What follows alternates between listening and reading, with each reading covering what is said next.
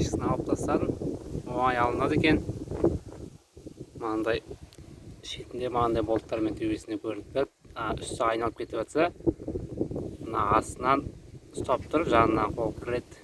Ұстап тұрып ағытуға болады. Крышасын осылай төбесіне алып тастайсыздар.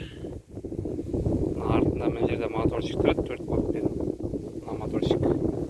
Соны аласыздар да. Осы шаммен бітелген екен кондерный радиатор менде деген. Мына жерден фильтрі слабый ода деген. Шаммен бітелген. Соған компрессормен үріп давлениемен шанын қағып, сосын сумен жудым. Ана химикат бар. Мына жердегі. Осындай химикат сатып аласыздар да. Соны шашып, бір 5 минуттан кейін сумен шайып тастасаңыздар, тап-таза болады осылай. Түгел алып жуайын деп едім, онымен фреон ағып кететін сияқты, жуылмайтын сияқты. Ағыту керек ол үшін. Сосын ағытып беріп, осы тұрған жерден тазалап алдым. Әдемі тазаланды. Жуған кезде суы деген, өз кондердің су ағады ғой шлангымен жерге. Судан ағады. Салонға ешқандай су ақпайды ішіне, кабин ішіне.